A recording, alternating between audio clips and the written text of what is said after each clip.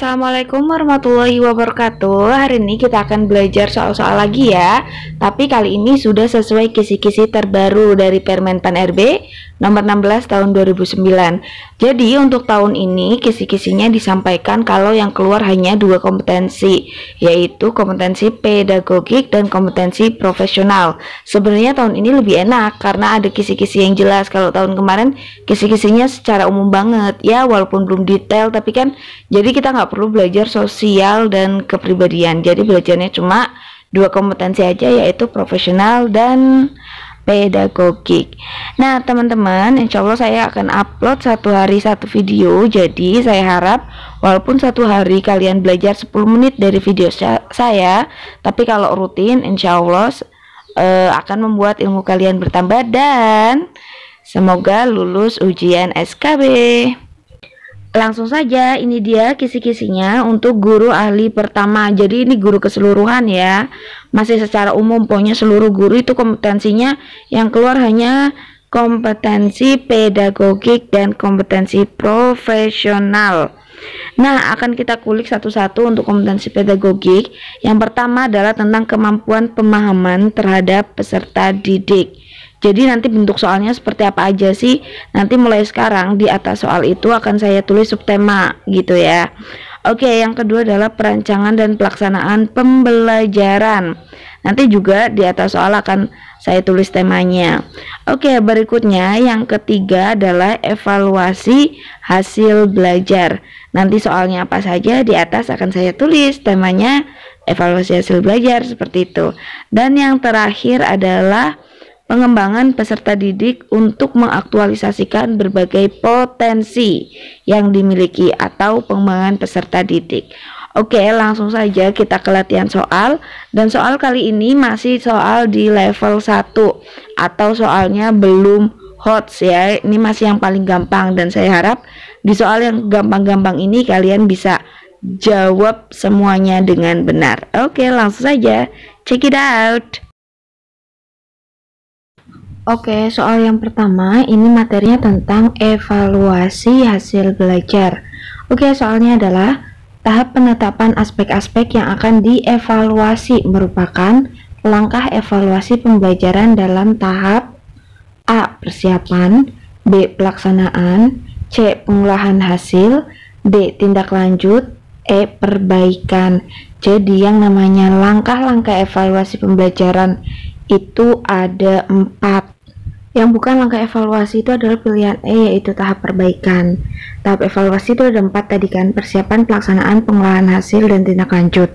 Nah sekarang kita bahas satu-satu. Kalau yang namanya persiapan itu ini macam-macamnya, ada perumusan tujuan evaluasi, penetapan aspek-aspek yang dievaluasi, menetapkan metode, dan lain sebagainya. Kalian bisa baca sendiri ya yang ini ada di tahap persiapan. Nah, kalau tahap pelaksanaan ada 2, yaitu mengukur dan mengumpulkan data. Nah, untuk yang ketiga yaitu tahap pengolahan hasil. Namanya aja hasilnya diolah, berarti nanti aktivitasnya atau kegiatannya adalah memberikan skor, mengonversi skor menjadi nilai. Lebih lengkapnya kalian bisa baca sendiri di sini. Dan tahap yang terakhir adalah tahap tindak lanjut. Tindak lanjut itu dilihat dari pengolahan hasil. Kalau skornya sedikit, nilainya sedikit, berarti tugasnya di tindak lanjutnya adalah memperbaiki proses belajar, memperbaiki kesulitan belajar peserta didik, atau membuat laporan evaluasi. Itu di tahap akhir langkah-langkah evaluasi pembelajaran. Nah, kalau dilihat dari soal, berarti nomor 1 ini jawabannya adalah A. Tahap persiapan karena penetapan aspek-aspek yang akan dievaluasi. Nah, soal nomor 2 masih tentang evaluasi hasil belajar. Berikut ini yang tidak termasuk fungsi evaluasi adalah A. Fungsi psikologis, B. Fungsi selektif, C. Fungsi didaktis, D. Fungsi administratif. Kalau melihat pilihan A, B, C, D, yang jelas bukan termasuk fungsi evaluasi adalah fungsi selektif, karena fungsi evaluasi itu ada 3, ada psikologis, didaktis, dan administratif. Yang pertama adalah fungsi psikologis. Fungsi evaluasi di sini kan berarti penilaian hasil belajar. fungsi psikologis itu berpengaruh untuk peserta didik. Kenapa? Karena mereka akan dapat mengetahui statusnya di dalam kelas. Contohnya, misalnya guru membacakan penilaian hasil belajar, dia tahu, oh saya itu nilainya 9 yang tertinggi, oh saya itu terendah, oh saya itu ikut remedi. Jadi statusnya itu tahu. Itu adalah fungsi psikologis dari evaluasi. Berikutnya adalah fungsi dadiktis. Dadiktis ini berpengaruh untuk rencana yang akan dilakukan setelah ini. Contohnya untuk peserta didik, fungsi dadiktis pada peserta didik itu, ketika peserta didik itu tahu dia berhasil ataupun gagal, itu akan mempengaruhi usaha-usaha dia di berikutnya gitu. Nah, untuk guru melihat dari evaluasi atau penilaian hasil belajar, misalnya kelihatan kalau nilainya anak-anak itu rendah, berarti guru itu introspeksi, apa ya yang salah dengan saya, mungkin akan memperbaiki metode-metode atau media pembelajaran di pembelajaran selanjutnya. Itu namanya adalah fungsi dadiktis. Nah, yang terakhir adalah fungsi administratif. Kalau dari kata administrasi itu kan kita udah tahu. Jadi yang namanya evaluasi atau penilaian hasil belajar memiliki fungsi administratif. Seperti contohnya kalau dalam rapot kita butuhkan. Nah, fungsinya evaluasi ini kepake banget kalau dalam rapot, pembuatan daftar nilai, atau pembuatan laporan untuk orang tua. Itu namanya adalah fungsi administratif, lebih ke laporan hasil belajar. Itu dia fungsi evaluasi. Oke, yang nomor 3 masih kaitannya dengan evaluasi hasil belajar. Kita baca dulu soalnya. Kemampuan guru dalam mengevaluasi hasil belajar anak didik memiliki karakteristik yaitu A. Melaksanakan pembelajaran yang kondusif, B. Menata latar pembelajaran dengan tepat, C. Menyusun rancangan pembelajaran, D. Melaksanakan proses penilaian, E. Mengelola kelas dengan baik. Kata kuncinya adalah evaluasi, berarti jawabannya adalah melaksanakan proses penilaian gitu. Kalau ini soalnya agak mudah ya. Untuk pilihan B dan pilihan E itu masuknya nanti dalam pengelolaan kelas. Jadi gitu. Kalau di sini kata kuncinya evaluasi, ya udah berarti kaitannya dengan penilaian D. Oke, soal nomor 4 ini sudah beda, kaitannya dengan kemampuan pemahaman pada peserta didik. Oke, soalnya tahap perkembangan di mana anak menyadari sesuatu ada secara mandiri melalui image atau gambar yang konkret, bukannya abstrak, berada dalam tahapan. Kata kuncinya adalah melalui image atau gambar. Yang namanya gambar itu bisa kita kaitkan dengan yang namanya icon. Jadi jawabannya adalah ikonik. Pilihan B adalah jawabannya.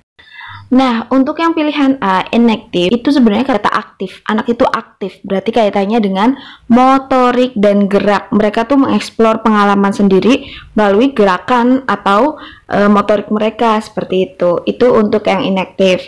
Nah, untuk yang C, simbolik. Simbolik ini agak membingungkan dengan ikonik. Tapi bedanya gini teman-teman, yang namanya ikonik itu gambar. Kalau simbolik, simbol. Apa sih bedanya simbol sama gambar? Contohnya gini, kalau foto itu masuknya adalah gambar.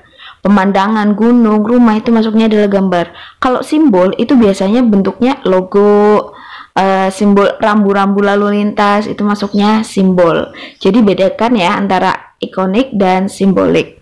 Nah, untuk pilihan D dan E itu bukan atau tidak masuk dalam tahapan perkembangan peserta didik. Oke, kita lanjut ke nomor 5. 5, kaitannya dengan pedagogik dan profesional. Nah, ini nih undang-undang nih. Semoga aja nggak keluar ya tahun ini. Soalnya tahun kemarin juga nggak ada sih, pas saya nggak dapat seperti ini. Tapi kita nggak ada salahnya kan belajar. Oke, langsung kita baca soalnya. Kompetensi yang harus dimiliki guru meliputi kompetensi pedagogik, kepribadian profesional, dan kompetensi sosial. Tercantum dalam UUD RI nomor, ini harus wajib hafal ya, harus sudah di luar kepala. Jawabannya adalah B nomor 14 tahun 2005. Itu isinya tentang guru dan dosen, tentang kompetensi apa yang harus mereka miliki gitu. Untuk pasal-pasal dan nomor-nomor lain kita akan bahas di next soal. Oke, lanjut aja. Nomor 6, kaitannya dengan pemahaman pada peserta didik. Soalnya adalah faktor eksternal yang mempengaruhi proses belajar peserta adalah eksternal, berarti kan dari luar kan. Eksternal apa aja sih? A. Kurikulum sekolah, B. Sikap terhadap belajar, C. Mengolah bahan ajar. D. Cita-cita siswa. E. Rasa percaya diri. Kalau ngelihat dari kata kuncinya eksternal, berarti jawabannya adalah A. Kurikulum sekolah. Loh, kenapa? Iya, sikap terhadap belajar itu kan ada di diri pesertanya. Mengolah bahan ajar itu juga ada, cita-cita siswa juga, rasa percaya diri juga. Oke, biar kalian tahu lebih lengkapnya faktor eksternal atau internalnya apa saja sih, ini dia. Bisa kalian pause dan baca sendiri ya.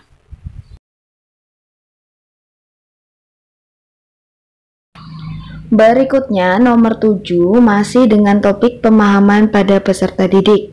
Pertanyaannya adalah ciri dari anak yang mengalami kesulitan belajar, kecuali kata kuncinya kesulitan belajar. A. Prestasi belajarnya rendah. Ya, bener dong ini. B. Secara emosional merasa bangga dan sombong. Orang lagi sulit belajar kok sombong. Kayaknya salah deh nih. Tapi kita lihat dulu ya yang lainnya.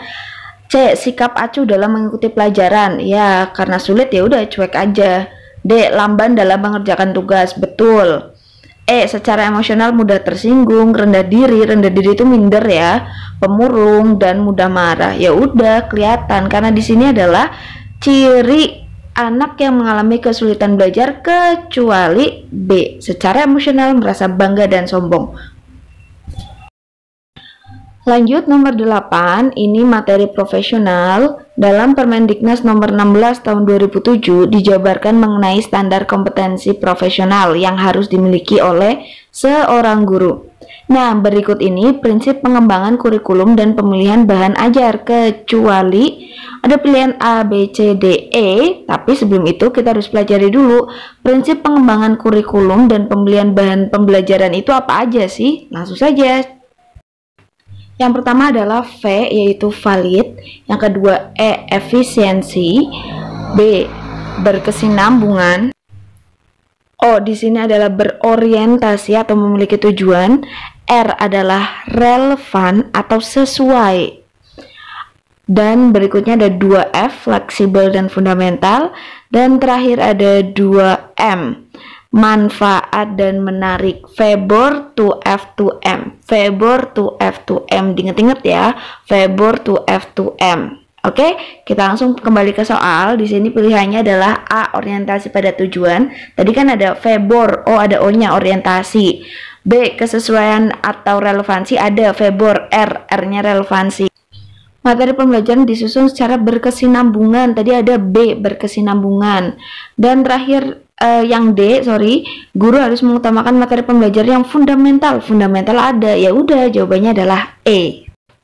Lanjut nomor 9, materinya tentang atau soalnya tentang pengembangan peserta didik. Pertanyaannya, menurut Rama Yulis, pengembangan peserta didik untuk mengaktualisasikan berbagai potensi yang dimilikinya, kecuali A, kegiatan ekskul, B, pengayaan atau remedial, C, bimbingan dan konseling pendidikan, D, kegiatan bina agama.